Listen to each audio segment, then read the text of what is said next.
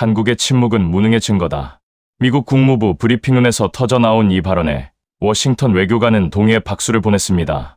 일본은 3주 동안 워싱턴, 런던, 브뤼셀에 300페이지 분량의 독도 자료를 배포하며 국제 여론을 장악했고 70년 동맹국 미국은 일본의 손을 들어줄 준비를 마쳤죠.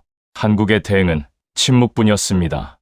감정적인 한국이 이번엔 말문이 막힌 모양이군. 일본 외무성 실장 나가모리 히로시는 도쿄에서 승리를 확신하며 미소 지었습니다.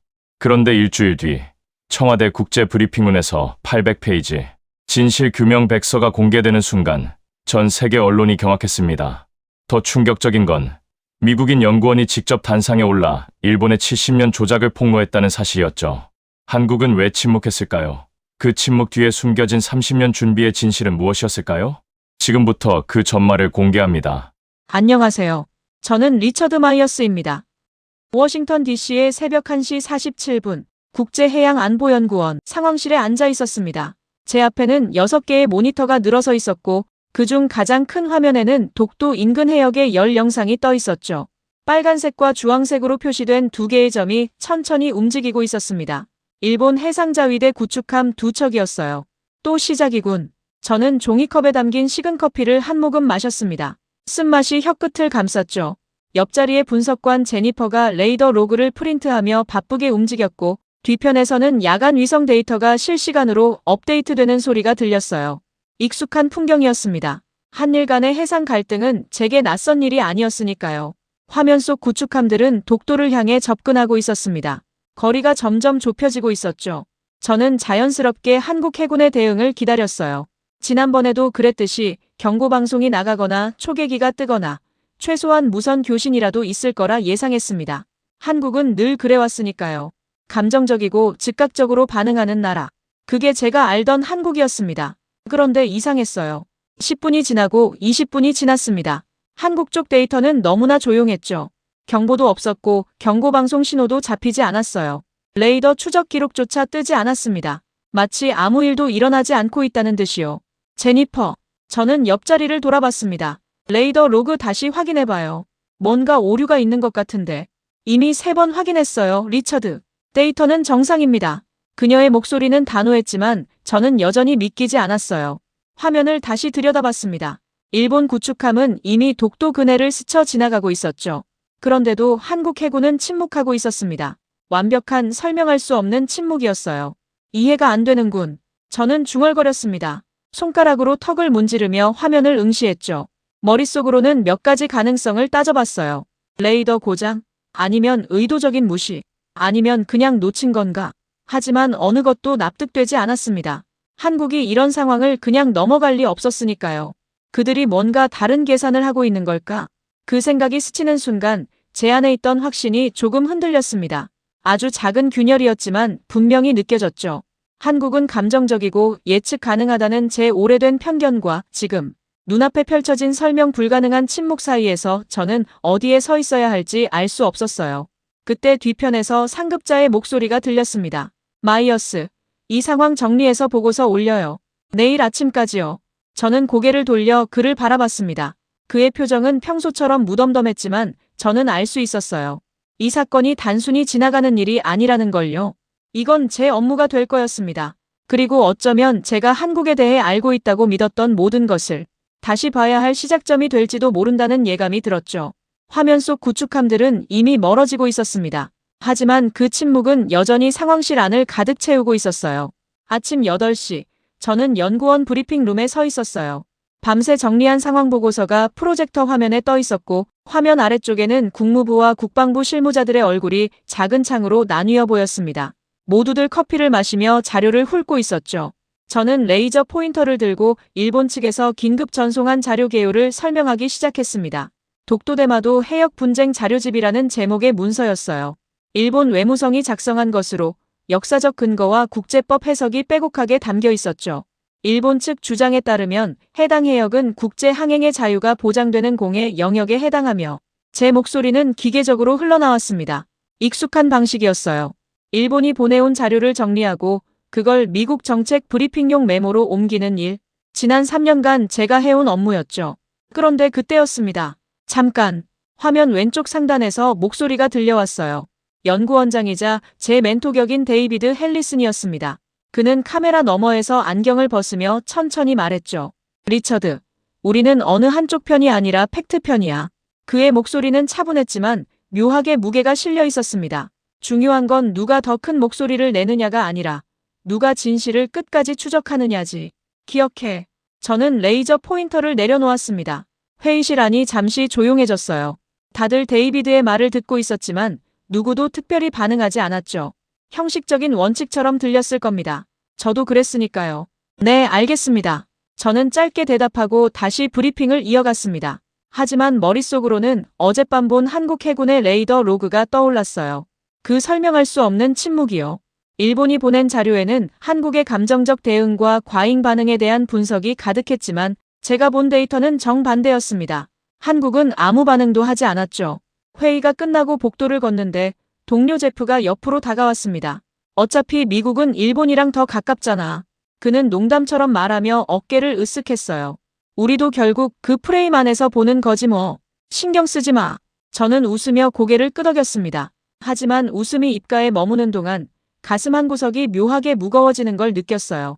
데이비드의 말이 자꾸 떠올랐습니다. 진실은 보는 자의 책임. 저는 그동안 진실을 본 게 아니라 그저 일본이 보낸 자료를 옮겨 적고 있었던 건 아닐까요? 사무실로 돌아와 책상 앞에 앉았습니다. 모니터에는 반쯤 완성된 정책 브리핑 메모가 떠 있었어요. 일본 측 논리를 기반으로 작성된 문서였죠. 손가락이 키보드 위에 머물렀지만 타이핑이 진행되지 않았습니다. 저는 한참을 망설이다가 문서 오른쪽에 작은 메모 하나를 남겼어요. 한국 측 자료 요청 필요. 짧은 문장이었지만 그 한 줄을 쓰는데 생각보다 긴 시간이 걸렸습니다. 그리고 엔터키를 누르는 순간 저는 알았어요. 제가 지금 어떤 갈림길에 서 있는지를요. 계속 익숙한 방식대로 갈 것인가, 아니면 데이비드가 말한 진실이라는 쪽으로 한 발짝 내디딜 것인가. 창밖으로 워싱턴의 아침 햇살이 쏟아지고 있었습니다. 하지만 제 책상 위 모니터는 여전히 어둡게 빛나고 있었죠. 창밖으로 워싱턴의 아침 햇살이 쏟아지고 있었습니다. 그날 저녁 저는 아파트 서재에 앉아 있었어요. 책장 위쪽에 놓인 오래된 서류 상자를 내려놓고 먼지를 털어냈습니다. 상자 옆면에는 흐릿한 마커 글씨로 1947 BUSAN-FAMILY FILE라고 적혀 있었죠. 오랜만에 여는 상자였어요. 뚜껑을 열자 낡은 종이 냄새가 코끝을 스쳤습니다. 흑백 사진 몇 장과 색이 바랜 문서들이 그대로 있었죠. 저는 가장 위에 있는 사진을 집어들었어요. 28살의 조지 마이어스, 제 할아버지였습니다. 군복을 입고 부산 어딘가의 건물 앞에 서 있는 모습이었죠. 옆에는 조선 청년 몇 명이 서 있었고 모두 어색하게 카메라를 바라보고 있었습니다. 사진을 뒤집었어요. 뒷면에는 희미한 손글씨가 남아 있었습니다. 진실은 반드시 이긴다. 할아버지의 필체였죠. 저는 그 문장을 여러 번 읽어봤지만 여전히 무슨 뜻인지 알 수 없었어요. 할아버지는 1947년 부산에서 돌아가셨습니다. 미군 군정 보고서에는 폭동 진압 중 불의의 사고로 사망이라고 간단히 기록되어 있었죠. 저는 그 보고서를 수십 번 읽었어요. 하지만 읽을 때마다 더 많은 질문만 생겼습니다. 어떤 폭동이었는지, 왜 할아버지가 거기 있었는지, 정확히 무슨 일이 있었는지 아무것도 명확하지 않았어요. 할머니는 평생 한국 이야기를 꺼내지 않았습니다. 아버지도 마찬가지였죠. 가족 모임에서 누군가 한국을 언급하면 분위기가 싸늘해지곤 했어요. 한국에 엮이면 불행해진다는 말이 집안의 불문율처럼 내려왔습니다. 저는 사진을 다시 상자에 넣고 책상 위 노트북을 켰습니다. 화면에는 일본 외무성이 보낸 PDF 파일이 떠 있었어요. 300페이지 분량의 독도 관련 분석 자료였죠. 지도와 통계, 외교 문서가 깔끔하게 정리되어 있었습니다. 역시 일본 자료는 정교해. 저는 중얼거리며 페이지를 넘겼습니다. 각 주장마다 출처가 명시되어 있었고 논리 구조도 단단했죠.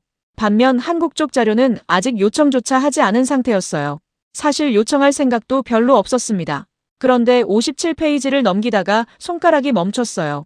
페이지 모서리에 붉은색 수정 흔적이 보였습니다. 누군가 원래 있던 내용을 지우고 다시 쓴 것처럼 보였죠. 인쇄 과정에서 생긴 오류일까요? 저는 화면을 확대해서 자세히 들여다봤지만 원본 내용은 알아볼 수 없었습니다. 뭐 별거 아니겠지. 저는 스스로에게 말하며 다음 페이지로 넘어갔어요. 하지만 마음 한구석이 묘하게 무거워지는 걸 느꼈습니다. 할아버지 사진 뒷면의 문장이 자꾸 떠올랐죠. 진실은 반드시 이긴다. 그리고 방금 본 붉은 수정 흔적이요. 저는 노트북을 닫고 팔짱을 꼈습니다. 창밖으로는 워싱턴의 밤이 깔리고 있었어요. 이번엔 그냥 일본 쪽 분석을 그대로 밀어야겠다고 생각했습니다. 복잡하게 생각할 필요 없었죠. 그게 편했으니까요. 그때였습니다. 노트북 알림음이 울렸어요. 메일이 도착한 거였죠.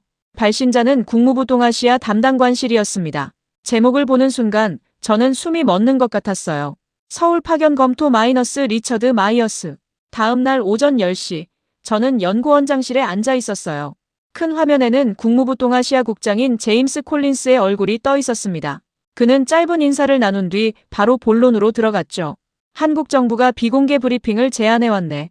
그의 목소리는 담담했지만 저는 등받이에 몸을 기댄 채 긴장하고 있었어요. 독도와 인근 해역에 관한 장기 자료를 보여주겠다고 하더군. 우리 쪽에서 전문가를 보내달라는 요청이야. 저는 아무 말도 하지 못했습니다. 화면 속 제임스는 잠시 멈췄다가 다시 입을 열었어요. 리처드, 자네가 다녀오게. 심장이 세게 뛰기 시작했습니다. 한국이요? 제가요? 손바닥에 땀이 배어나는 게 느껴졌죠. 저는 평생 한국을 피하며 살아왔어요. 가족의 상처, 할아버지의 죽음, 그 모든 것과 거리를 두려고 애써왔습니다. 그런데 지금 제게 그곳으로 가라고 하고 있었어요. 일본 측은 이미 워싱턴에 상당한 양의 자료를 보내왔네. 제임스가 말을 이었습니다. 결정적 자료라고 하더군. 우리 내부 여론도 일본 쪽으로 기울어져 있어. 하지만 우리가 일본만 믿을 순 없지 않나. 균형을 맞춰야 해. 그는 화면 너머에서 저를 똑바로 바라봤어요. 자네 정도 경력이라면 감정 말고 데이터로 볼 수 있을 거라 생각하네. 일주일 정도면 충분할 거야. 저는 입술을 깨물었습니다. 감정 말고 데이터로요? 하지만 제 안에는 이미 너무 많은 감정이 쌓여 있었어요. 할아버지, 가족의 불문율, 한국에 대한 막연한 불신. 그게 전부 감정이 아니고 뭐겠습니까? 잠깐 생각해 보겠습니다. 저는 겨우 그렇게 대답했어요. 목소리가 조금 떨렸지만 제임스는 알아채지 못한 것 같았습니다. 좋아. 내일 오전까지 답을 주게. 회의가 끝났습니다. 화면이 꺼지고 저는 연구원장실 창가로 다가갔어요. 워싱턴의 겨울 햇빛이 건물 사이로 비치고 있었지만 제 마음은 차갑게 가라앉고 있었죠. 그날 오후 저는 일찍 퇴근했습니다. 아파트로 돌아와 서재문을 열었어요. 어젯밤 꺼내놨던 서류 상자가 그대로 책상 위에 있었습니다. 저는 다시 할아버지 사진을 집어들었죠. 28살의 조지 마이어스. 부산 어딘가에서 찍은 사진. 뒷면에 희미한 글씨. 진실은 반드시 이긴다. 저는 한참 동안 그 문장을 들여다봤습니다. 할아버지는 무슨 진실을 말하고 있었던 걸까요? 그리고 왜 그 진실이 결국 할아버지를 죽음으로 몰아갔을까요? 창밖으로는 저녁 어둠이 내리고 있었어요. 저는 사진을 내려놓고 천천히 일어났습니다. 그리고 제 의지와는 별개로 발걸음은 옷장 쪽으로 향하고 있었죠. 옷장 문을 열었습니다. 맨 위 선반에 있던 여행 가방을 내려놓았어요. 가방에는 먼지가 쌓여 있었습니다. 1년 넘게 쓰지 않았으니까요. 가방 지퍼를 여는 순간 저는 알았습니다. 제가 이미 결정을 내렸다는 걸요. 머리로는 아직 망설이고 있었지만 제 손은 이미 서울행을 준비하고 있었어요. 하지만 그 뒤 사흘은 혼란스러웠습니다. 출국 준비를 하면서도 마음 한편에서는 계속 의심이 피어올랐어요. 정말 가야 하는 걸까요? 그냥 일본 자료만 분석해도 충분하지 않을까요? 연구원 복도에서 동료 제프를 마주쳤을 때였습니다. 그는 제 어깨를 툭 치며 웃었어요. 서울 간다며? 고생하겠네. 저는 억지로 웃으며 고개를 끄덕였죠. 어차피 일본 말이 맞지 않겠어? 한국은 감정적으로만 나가니까. 뭐 형식적으로라도 다녀와야지. 그의 말에 저는 그렇겠지라고 대답했습니다. 하지만 사무실로 돌아와 제 분석 메모를 열었을 때 손가락은 그 표현을 지우고 있었어요. 한국의 감정적 대응이라는 문장이요. 왜 지웠는지 스스로도 명확하지 않았습니다. 저녁에는 가족들과 영상통화를 했어요. 어머니의 얼굴이 화면에 떠올랐죠. 제가 서울에 간다고 말하자 어머니는 잠시 말을 잃었습니다. 할아버지가 거기서 어머니의 목소리가 떨렸어요. 말을 잇지 못하고 있었죠. 저는 재빨리 말했습니다. 이번에는 그냥 일 때문이야. 일주일만 다녀올 거야. 걱정 마. 하지만 제 목소리에서도 확신이 느껴지지 않았어요. 어머니는 한참을 침묵하다가 천천히 고개를 끄덕였습니다. 화면 너머로 보이는 그 표정이 제 가슴을 무겁게 짓눌렀죠. 밤이 되면 잠들기가 힘들었습니다. 침대에 누워 천장을 바라보면 머릿속에서 여러 목소리가 뒤섞였어요. 일본 문서의 깔끔한 논리, 국무부의 요청, 멘토 데이비드의 진실편이어야 한다는 말, 제프의 편견 섞인 농담, 어머니의 떨리는 목소리. 나가지 않으면 편할 겁니다. 워싱턴에 남아서 일본 자료만 분석하면 되니까요. 아무도 뭐라 하지 않을 거예요. 하지만 그러면 저는 평생 한국을 진짜로 보지 못한 채 편견 속에서 살게 될 것 같았습니다. 할아버지가 남긴 진실은 반드시 이긴다는 문장의 의미도 영원히 알 수 없을 거예요. 출국 당일 아침, 저는 택시를 탔습니다. 둘레스 국제공항으로 향하는 길이었죠. 택시 창밖으로는 워싱턴의 익숙한 풍경이 스쳐 지나갔어요. 하얀 건물들, 겨울 나무들, 제가 지난 10년간 살아온 도시, 돌아갈까? 그 생각이 20번도 넘게 떠올랐습니다. 택시를 세우고 다시 아파트로 돌아갈까요? 국무부에 전화해서 다른 사람을 보내달라고 할까요? 손에 쥔 휴대폰이 땀으로 축축해졌어요. 공항에 도착했습니다. 발권대 앞에 섰을 때 제 발은 마치 땅에 뿌리 내린 것처럼 움직이지 않았죠. 직원이 여권을 요청했지만 저는 한참을 멍하니 서 있었습니다. 손님, 직원의 목소리가 다시 들렸어요. 저는 깊게 숨을 들이쉬고 가방에서 여권을 꺼냈습니다. 손이 떨렸지만 여권을 건네는데 성공했죠. 탑승권을 받았습니다. 인천행, 좌석 번호 12A. 저는 그 종이를 오랫동안 들여다봤어요. 두려움은 사라지지 않았습니다. 하지만 적어도 제 눈으로 확인하겠다는 결심이 그 두려움을 억누르고 있었어요. 비행기에 올랐습니다. 창가 좌석에 앉아 안전벨트를 맸죠.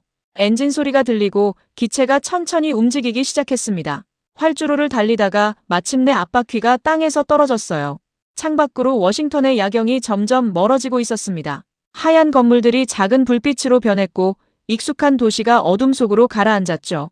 그 순간 저는 어렴풋이 느꼈습니다. 제가 이제 더 이상 과거의 시야로 돌아갈 수 없을지도 모른다는 걸요.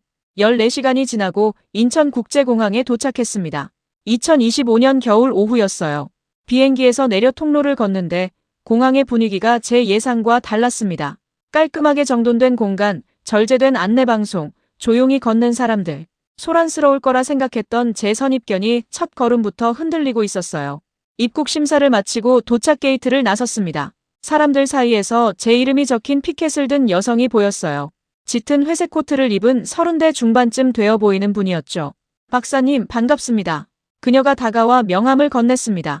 명함에는 대한민국 외교부 아시아태평양국 박세은 과장이라고 적혀 있었어요. 공항에서 서울까지 1시간 남짓 걸립니다. 이동 중에 개요부터 설명드리죠. 그녀의 목소리는 담담했습니다. 감정의 기복이 없었죠. 저는 왠지 모를 어색함을 느끼며 그녀를 따라 주차장으로 향했어요. 검은색 차량에 올랐습니다. 세은이 운전석에 앉고 저는 뒷좌석에 자리를 잡았죠. 차가 출발하자 창밖으로 인천의 풍경이 펼쳐지기 시작했어요. 인천대교가 보였습니다. 거대한 다리가 바다 위를 가로지르고 있었죠. 석양이 수평선 너머로 지고 있었고 주황빛이 다리 전체를 물들이고 있었어요. 저는 넋을 잃고 그 풍경을 바라봤습니다. 일본의 최근 움직임부터 말씀드리겠습니다. 세은의 목소리가 들렸어요. 그녀는 태블릿을 꺼내 화면을 켰습니다. 일본 외무성은 지난 3주 동안 워싱턴, 런던, 브뤼셀에 총 4차례의 브리핑을 진행했습니다. 독도 영유권에 관한 자료를 집중적으로 배포하고 있죠. 그녀는 태블릿을 제게 건넸어요. 화면에는 일본의 홍보 일정표가 떠 있었습니다. 저도 받았던 그 300페이지 자료가 포함되어 있었죠. 우리는 아직 아무것도 공개하지 않았습니다. 세은이 말을 이었어요. 대신 20년간 모아온 자료를 먼저 보여드리려 합니다. 판단은 박사님이 하시죠. 저는 고개를 들어 100미러 너머로 그녀를 바라봤습니다. 그녀의 표정은 평온했어요. 감정적이지도 방어적이지도 않았습니다. 저에게 한국인은 항상 격정적으로 말하는 존재였어요. 목소리를 높이고 감정을 드러내는 사람들. 그런데 세은은 달랐습니다. 판단을 제가 한다고요? 저는 조심스럽게 물었어요. 네. 저희는 사실을 보여드릴 뿐입니다. 결론은 박사님께서 내리셔야죠. 그녀의 대답은 간결했습니다. 저는 다시 창밖을 바라봤어요. 차는 이제 한강을 건너고 있었습니다. 강물이 어둠 속에서 은은하게 빛나고 있었죠. 서울 도심이 가까워졌습니다. 고층 빌딩들이 하나둘 나타나기 시작했어요. 밤하늘을 배경으로 우뚝 선 건물들, 그 사이로 흐르는 차량의 불빛들. 이 도시는 제가 상상했던 것보다 훨씬 조용하고 정돈되어 있었습니다. 이 사람들은 제가 생각했던 한국인이 아니었어요. 그 깨달음이 제 안에서 묘한 호기심으로 바뀌기 시작했습니다. 차는 고층 빌딩 숲 사이로 깊숙이 들어가고 있었습니다. 세은이 다시 입을 열었어요. 내일은 부산 해군 작전기지부터 보시게 될 겁니다. 그날 저녁 세은이 저를 외교부 인근의 한 한식당으로 데려갔습니다. 골목 안쪽에 자리한 작은 식당이었어요. 입구를 들어서자 따뜻한 공기와 함께 된장찌개 냄새가 코끝을 스쳤죠. 비공식 환영입니다. 세은이 웃으며 말했어요. 그녀가 안쪽 방문을 열자 이미 몇 명이 앉아 있었습니다. 박사님, 환영합니다. 가장 먼저 일어선 사람은 40대 후반쯤 되어 보이는 남성이었어요. 군복을 입고 있었고 자세가 반듯했습니다. 해군작전사령부 김태준 대령입니다. 그가 손을 내밀었습니다. 악수를 나누는데 그의 손아귀가 단단했어요. 하지만 표정은 부드러웠죠. 이쪽은 이정화 박사님입니다. 세은이 옆에 앉은 여성을 소개했어요. 50대 초반으로 보이는 분이었습니다. 은퇴 안경을 쓰고 있었고 머리를 단정하게 묶고 있었죠. 역사문서 전문가입니다. 반갑습니다. 정화가 고개를 숙여 인사했습니다. 목소리는 낮고 차분했어요. 자리에 앉자마자 음식이 나오기 시작했습니다. 된장찌개, 불고기, 각종 반찬들이 테이블을 채웠죠. 처음엔 가벼운 대화가 오갔어요. 태준과 정화가 서로 농담을 주고받았고 세은도 가끔 웃음을 터뜨렸습니다. 하지만 음식을 먹기 시작하자 분위기가 조금 바뀌었어요. 태준이 젓가락을 내려놓고 저를 바라봤습니다. 박사님, 우리는 보여줄 수 있는 만큼만 보여드립니다. 그의 목소리는 단정했어요. 군인 특유의 말투였죠. 대신 그 정도면 충분할 겁니다. 그가 제 눈을 똑바로 바라봤습니다. 저는 고개를 끄덕였어요. 그때 정화가 가방에서 두꺼운 파일 하나를 꺼냈습니다. 테이블 위에 올려놓았죠. 파일은 최소한 500페이지는 되어 보였어요. 이건 내일 본격적으로 보실 자료 중 극히 일부입니다. 정화가 파일을 쓰다듬으며 말했어요. 독도 관련 문서 추적 작업만 30년입니다. 30년이요? 저는 놀라서 파일을 바라봤습니다. 표지에는 독도 관련 일본 외교 문서, 변조 추적 1995-2025라고 적혀 있었어요. 일본이 제출한 문서들 중 상당수가 원본과 다릅니다. 정화가 설명을 이었습니다. 우리는 그 차이를 하나하나 찾아냈어요. 30년 동안요. 저는 할 말을 잃었습니다. 일본이 보낸 300페이지 자료가 깔끔하고 논리적이라 생각했었죠. 하지만 그게 변조된 거라니요? 내일 보시면 이해하실 겁니다. 세은이 조용히 말했어요. 식사가 이어지는 동안 이들은 한국의 정치 상황에 대해 이야기했습니다. 일본과의 외교 공방, 미국의 입장, 국제 여론. 모든 이야기가 조심스럽지만 명확했어요. 감정적인 비난이나 분노는 없었습니다. 대신 긴 시간 준비해온 사람들의 차분함이 있었죠. 저는 이들을 바라보며 생각했습니다. 이 사람들은 제가 생각했던 한국인이 아니었어요. 큰 소리를 내거나 감정적으로 반응하지 않았습니다. 대신 조용하지만 단단한 전문가들이었죠. 그리고 그 조용함 속에는 30년이라는 긴 시간이 담겨 있었습니다. 식사가 끝나갈 무렵 태준이 소주잔을 들었어요. 내일은 데이터로 이야기합시다. 그가 제게 잔을 내밀었습니다. 저도 잔을 들어 부딪혔죠. 유리 부딪히는 소리가 작게 울렸어요. 잔을 비우는 순간 저는 느꼈습니다. 내일부터 시작될 여정이 제가 예상했던 것과는 완전히 다를 거라는 걸요. 다음 날 아침 9시, 저는 부산 해군작전사령부 앞에 서 있었습니다.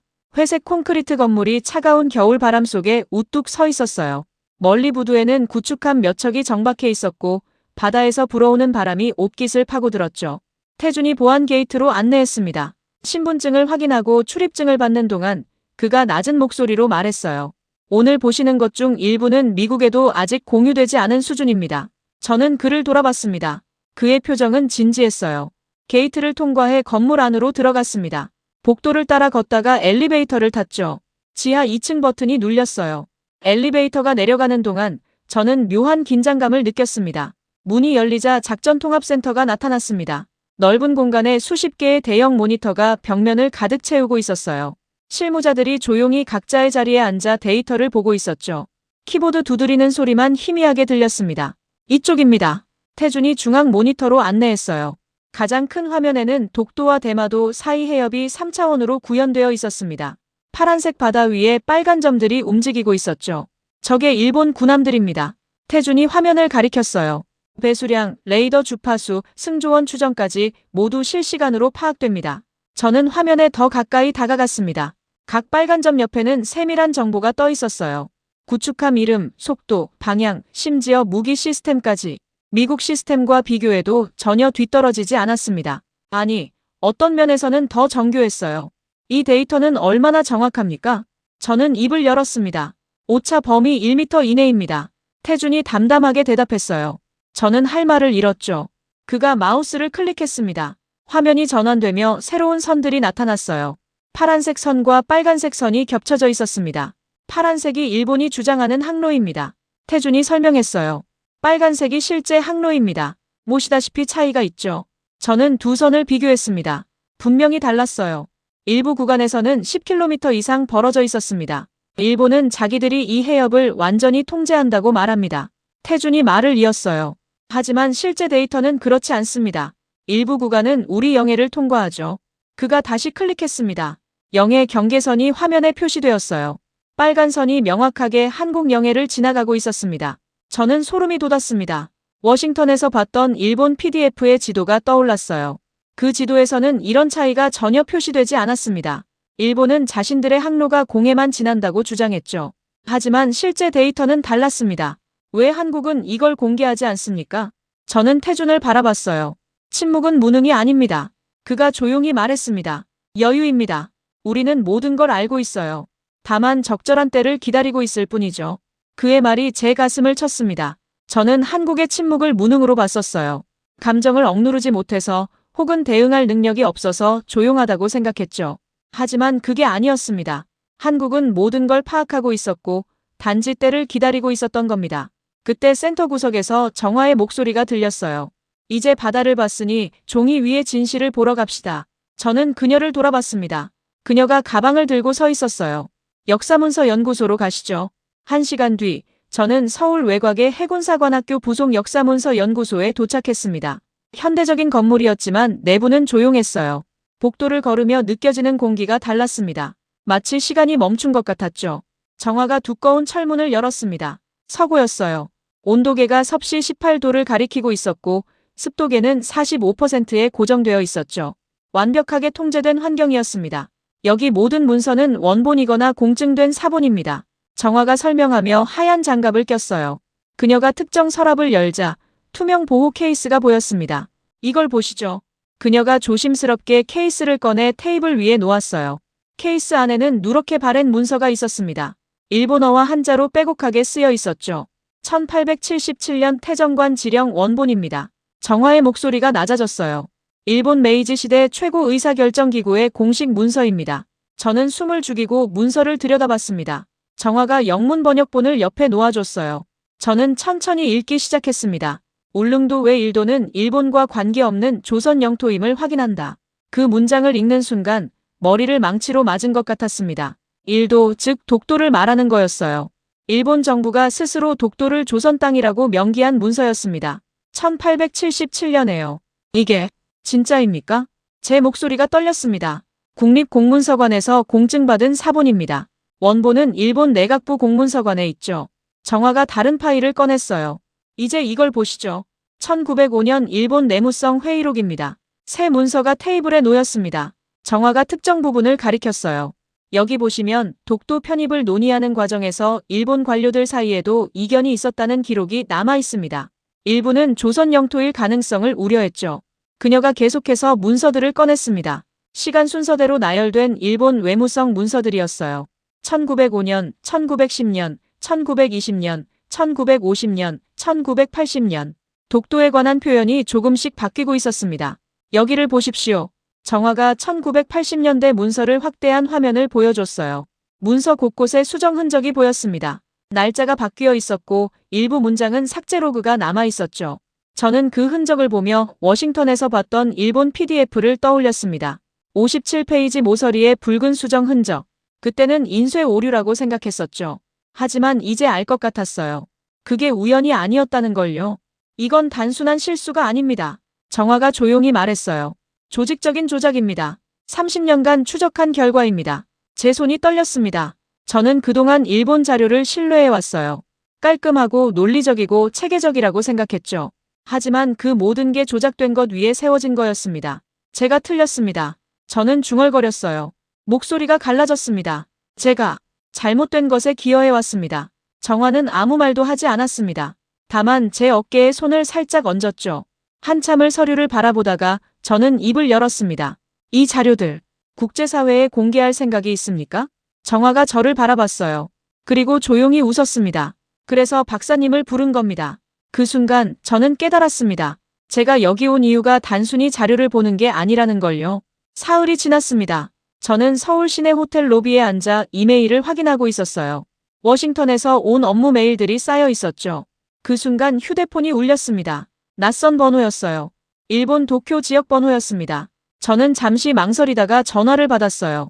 리처드 마이어스 박사님이신가요? 영어로 말하는 남성의 목소리였습니다. 발음이 정확했고 어조는 공손했어요. 나가모리 히로시입니다. 일본 외무성 아시아 태평양실 실장이죠.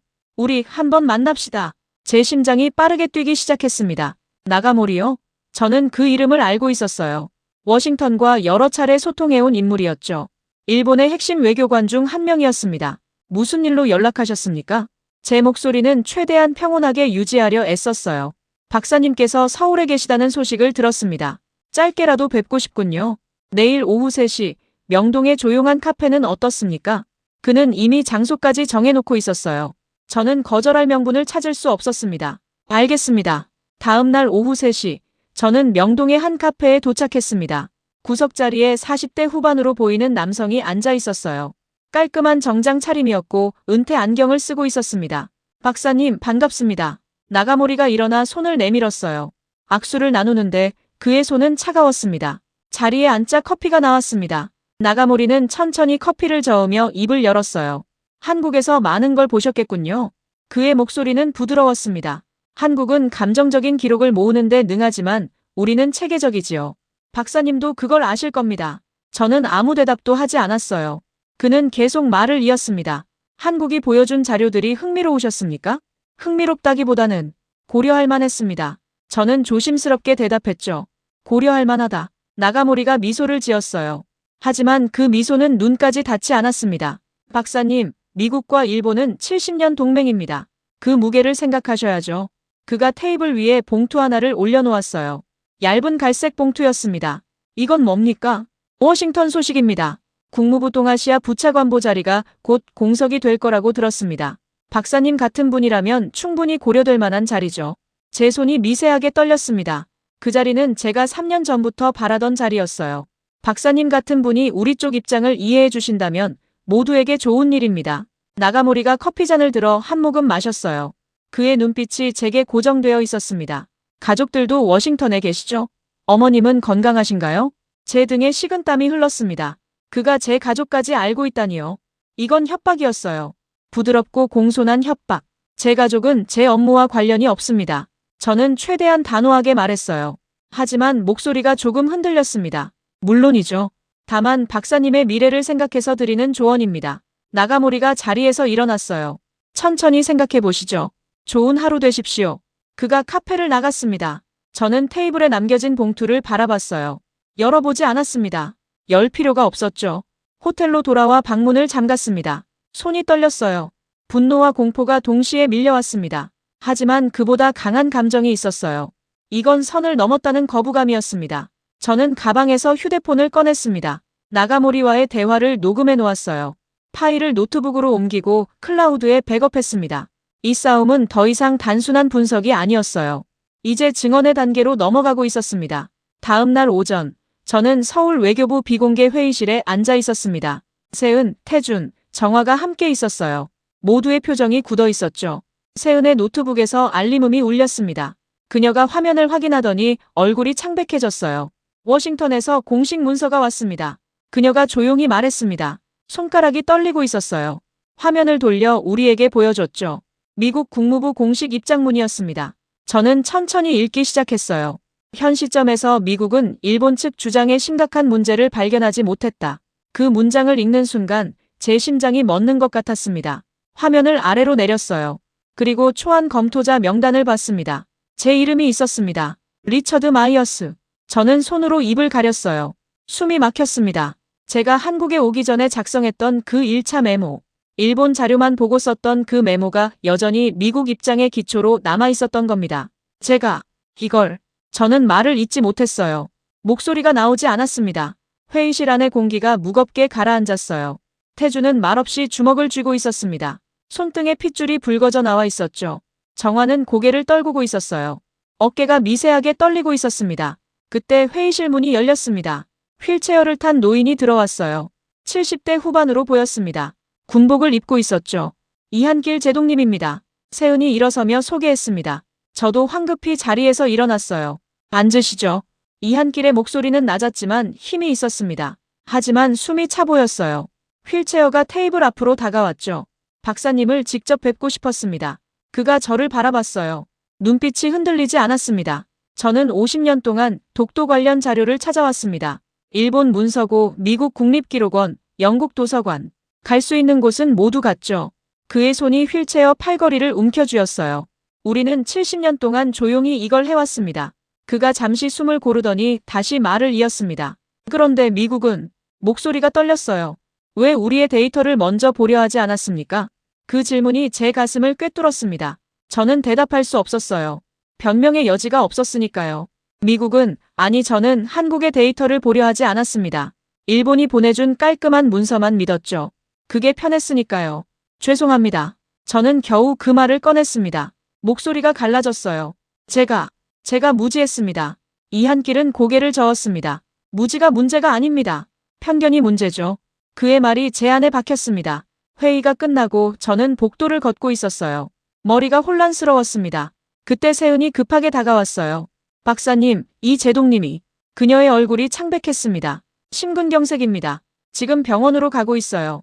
저는 곧바로 병원으로 달려갔습니다. 응급실 복도에서 기다렸죠. 2시간이 지나고 의사가 나왔습니다. 일단 안정되셨습니다. 하지만 상태가 좋지 않습니다. 저는 중환자실 문 앞에 섰어요. 유리 너머로 이한길이 보였습니다. 산소 마스크를 쓰고 누워 있었죠. 간호사가 잠깐 들어가도 된다고 했습니다. 저는 조용히 침대 옆으로 다가갔어요. 이한길의 손을 잡았습니다. 차가웠습니다. 제동님, 저는 속삭였어요. 제가 바로잡겠습니다. 약속드립니다. 그의 손가락이 미세하게 움직였습니다. 저를 느낀 것 같았어요. 그 순간 저는 깨달았습니다. 이걸 바로잡는 것은 제 몫이라는 걸요. 그날 밤 저는 호텔방으로 돌아왔습니다. 불을 켜지 않았어요. 어둠 속에서 노트북 화면만 창백하게 빛나고 있었죠. 저는 책상 앞에 앉아 받은 편지함을 열었습니다. 세은에게서 온 메일이 있었어요. 제목은 1947 BUSAN- 미군 군정청 재조사 보고서 비공개였습니다. 첨부 파일이 하나 있었죠. 저는 마우스를 파일 위에 올려놓고 한참을 망설였어요. 손가락이 떨렸습니다. 클릭했습니다. 파일이 열렸습니다. 페이지가 로딩되는 동안 심장이 빠르게 뛰었어요. 첫 페이지에는 재조사 보고서 조지 마이어스 중위 사망사건이라고 적혀 있었습니다. 저는 천천히 읽기 시작했어요. 1947년 3월 15일 부산 영도구에서 발생한 조지 마이어스 중위 사망사건에 대한 재조사 결과를 다음과 같이 보고함. 손가락이 스크롤을 내렸습니다. 당시 한국인 증언들이 나왔어요. 김선우, 박영숙, 이정자, 할아버지와 함께 일했던 사람들이었습니다. 조지 중위는 조선인 독립운동가들을 은닉하고 지원하고 있었음. 일본 헌병대 잔당이 이를 알아내고 표적 살해를 실행했음. 제 손이 멈췄어요. 표적 살해요? 폭동 진압 중 사고가 아니었던 거죠? 다음 페이지를 넘겼습니다. 상부 지시에 따라 본 사건은 폭동 진압 중 발생한 우발적 사고로 기록함. 일본과의 관계를 고려한 정치적 판단임. 화면이 흐릿해졌습니다. 눈물이 차올랐어요. 저는 노트북에서 눈을 떼고 천장을 바라봤습니다. 숨을 깊게 들이쉬었죠. 우리 가족이 평생 믿어왔던 이야기가 거짓이었습니다. 한국 때문에 가문이 불행해졌다는 서사. 그 모든 게 왜곡된 보고서 위에 세워진 거짓이었어요. 할아버지는 한국인들을 지키려다 돌아가셨고 그 진실은 정치적 판단으로 묻혔던 겁니다. 저는 책상에 머리를 파묻었습니다. 눈물이 흘러내렸어요. 50년 가까이 살면서 느껴보지 못한 감정이었습니다. 배신감, 슬픔, 죄책감이 한꺼번에 밀려왔죠. 얼마나 지났을까요? 저는 고개를 들었습니다. 눈물을 닦았어요. 노트북 화면을 다시 바라봤습니다. 파일 목록이 보였어요. 나가모리와의 녹음 파일, 태정관 지령 사본, 한국 해군 데이터, 이한길 제독의 연구자료, 그리고 지금 본 할아버지의 진실. 저는 새 폴더를 만들었습니다. 이름을 진실이라고 지었어요. 모든 파일을 그 안에 정리했습니다. 하나하나 복사하며 제 손이 더 이상 떨리지 않는다는 걸 깨달았습니다. 상처의 근원을 이제야 직시했습니다. 잘못된 증오의 포로로 평생을 살았지만 이제는 달랐어요. 진실을 알게 됐으니까요. 저는 새 메일을 작성하기 시작했습니다. 받는 사람은 세은이었어요. 제목을 썼습니다. 이걸 세계 앞에 공개하자. 본문을 쓰기 시작했습니다. 세은 과장님, 저는 미국 국무부에 공식 보고서를 제출하겠습니다. 나가모리의 녹음과 모든 자료를 첨부해서요. 또한 국제해양법 재판소에 제출할 증거 패키지를 준비하고 싶습니다. 한국이 70년 동안 모아온 진실을 세상이 알 수 있도록요. 손가락이 키보드 위를 빠르게 움직였어요. 문장들이 화면을 채워갔습니다. 저는 이제야 알았습니다. 제 할아버지가 무엇을 위해 싸웠는지를요. 그리고 제가 무엇을 해야 하는지를요. 메일을 다 쓰고 전송 버튼 위에 커서를 올렸습니다. 잠시 멈췄어요. 이 버튼을 누르는 순간 저는 더 이상 돌아갈 수 없을 겁니다. 하지만 돌아갈 이유가 없었어요. 클릭했습니다. 다음 날 아침 9시 저는 외교부 상황실에 다시 모였습니다. 세은, 태준, 정화가 있었어요. 그리고 처음 보는 몇몇 고위 관계자들도 함께했죠. 테이블 중앙에는 자료들이 가지런히 놓여 있었습니다. 태정관 지령 사본, 한국 해군 데이터 요약본, 나가모리 녹음 파일, 그리고 1947년 부산 사건 재조사 보고서. 제가 어젯밤 정리한 그 자료들이었어요. 대형 화면에는 두 사람이 접속해 있었습니다. 한 분은 외교부 장관 조현이었어요. 다른 한 분은 청와대 국가안보실 관계자였죠. 시작하시죠. 조현 장관이 말했습니다. 목소리는 차분했지만 무게감이 있었어요. 저는 노트북을 열고 프레젠테이션 파일을 띄웠습니다. 첫 슬라이드에는 간단한 제목이 있었죠. 진실의 재구성 마이너스 독도와 한미군의 이야기.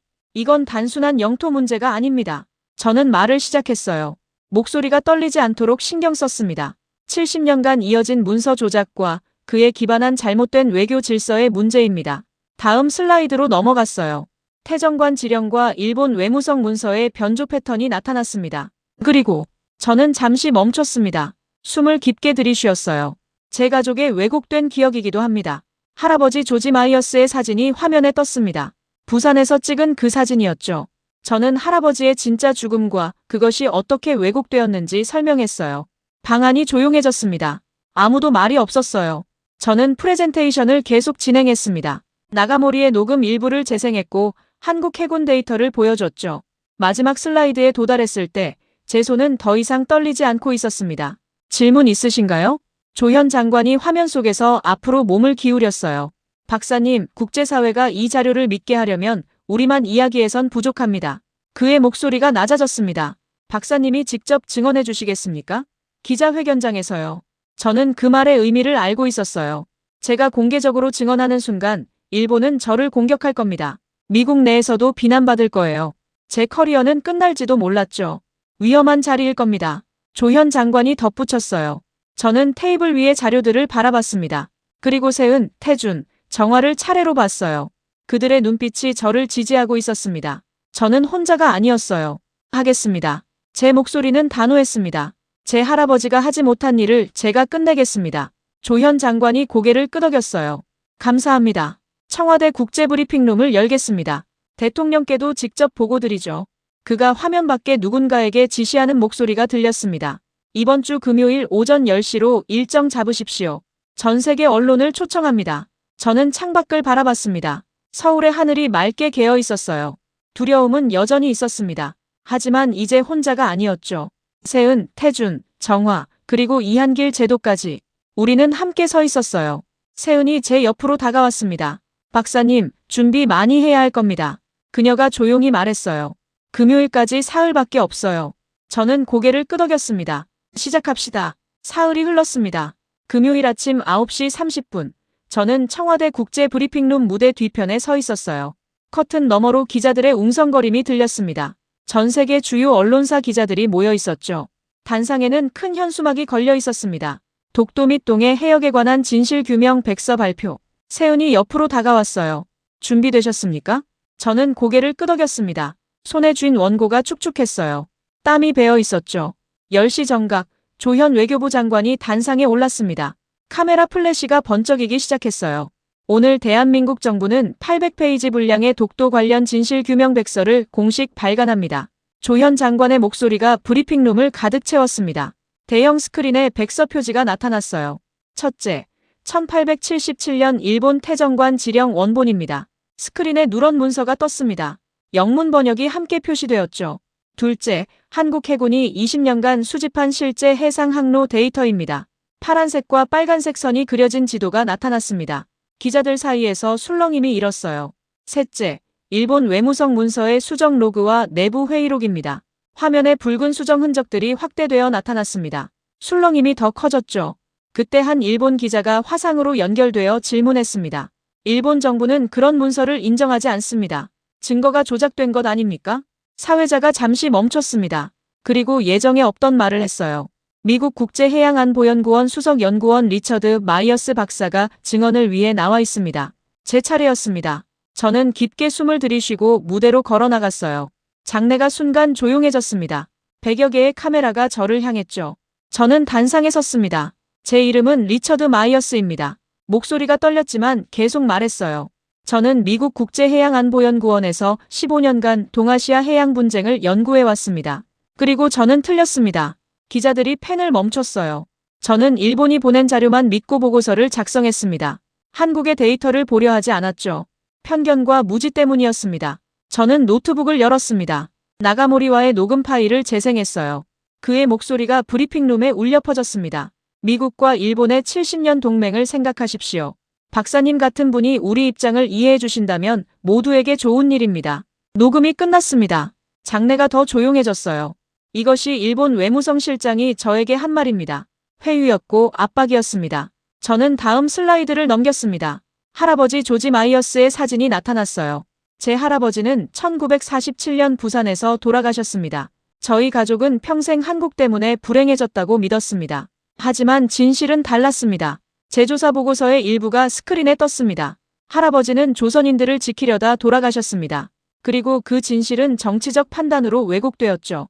저는 고개를 숙였습니다. 저는 한국을 오해했습니다. 그 침묵을 무시했습니다. 하지만 이 나라는 말 대신 증거로 준비하고 있었습니다. 70년 동안요. 고개를 들었어요. 세은, 태준, 정화가 객석에 앉아 저를 바라보고 있었습니다. 그들의 눈빛이 저를 지지하고 있었죠.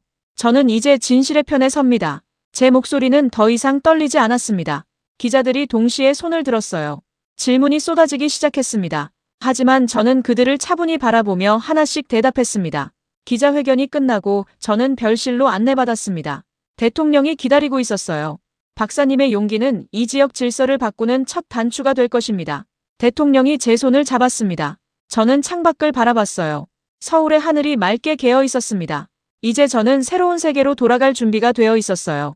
몇 달이 흘렀습니다. 2025년 봄이었어요. 저는 독도에 서 있었습니다. 거친 바람이 얼굴을 때렸죠. 파도가 바위에 부딪히는 소리가 크게 들렸습니다. 하늘에는 태극기가 펄럭이고 있었어요.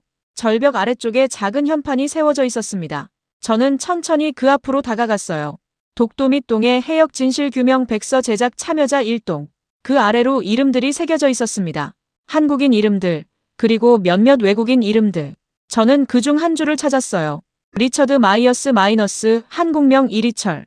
제 한국 이름이었습니다. 지난달 귀화 신청서를 냈을 때 정한 이름이었죠. 리처드의 리에 진실 철자를 써서 이리철. 세은이 지어준 이름이었어요. 진실을 찾은 사람이라는 뜻입니다. 그녀가 그때 말했었죠. 저는 그 이름이 마음에 들었습니다. 현재 저는 대한민국 귀화 심사 중이었어요. 임시 체류 자격을 받아 한국과 미국을 오가며 생활하고 있었습니다. 서울의 한 대학에서 강의를 시작했고 미국에서는 독립연구원으로 활동하고 있었죠. 지난주 강의실에서 학생 하나가 질문했었어요. 교수님, 만약 데이터와 양심이 부딪힌다면 어느 쪽을 선택하시겠습니까? 저는 잠시 생각하다가 대답했습니다. 양심을 따르십시오. 데이터는 언제든 조작될 수 있지만 양심은 거짓말하지 않습니다. 학생들이 고개를 끄덕이는 모습이 보였어요. 부산 해군작전센터에서는 태준이 여전히 모니터를 지키고 있었습니다. 저는 며칠 전 그곳을 다시 방문했었어요. 화면에는 여전히 조용히 움직이는 일본 군함들의 데이터가 떠 있었죠. 이제 국제사회가 우리 데이터를 신뢰합니다. 태준이 웃으며 말했었어요. 박사님 덕분이죠. 저는 고개를 저었습니다. 그들이 70년간 준비해온 덕분이었어요. 서울에서는 세은과 정화가 새로운 프로젝트를 시작했습니다. 독도 관련 자료를 디지털 아카이브로 만들어 전 세계에 공개하는 작업이었어요. 저도 그 프로젝트에 참여하고 있었습니다. 이한길 제독은 병원에서 회복 중이었어요. 지난주 병문안을 갔을 때 그가 제 손을 꼭 잡았습니다. 고맙네. 그의 목소리는 여전히 약했지만 눈빛은 밝았어요. 저는 다시 독도 절벽 위로 시선을 돌렸습니다. 바람이 더 세게 불었어요. 저는 가방에서 작은 액자를 꺼냈습니다. 할아버지 조지 마이어스의 사진이었죠. 부산에서 찍은 그 사진. 조선 청년들과 함께 서 있는 할아버지. 뒷면에 적힌 진실은 반드시 이긴다는 문장. 저는 사진을 바다를 향해 들어 올렸습니다. 할아버지, 저는 조용히 말했어요. 진실은 결국 이겼습니다. 바람이 사진을 스쳤습니다. 태극기가 더 세게 펄럭였죠. 파도가 바위에 부딪히며 하얀 물보라를 만들었어요. 저는 처음 워싱턴 상황실에서 독도 그네를 바라보던 때를 떠올렸습니다. 그때 저는 한국의 침묵을 이해하지 못했었어요. 소란스러울 거라 예상했죠. 하지만 이제 알았습니다. 한국은 소란스럽지 않았어요. 조용히 준비하고 있었던 겁니다. 70년 동안요. 그 침묵은 무능이 아니라 여유였고 준비였고 확신이었습니다. 저는 사진을 다시 가방에 넣었습니다. 뒤를 돌아 절벽 아래로 내려가기 시작했어요. 새로운 장이 열리고 있었습니다. 제 인생에 그리고 이 나라에.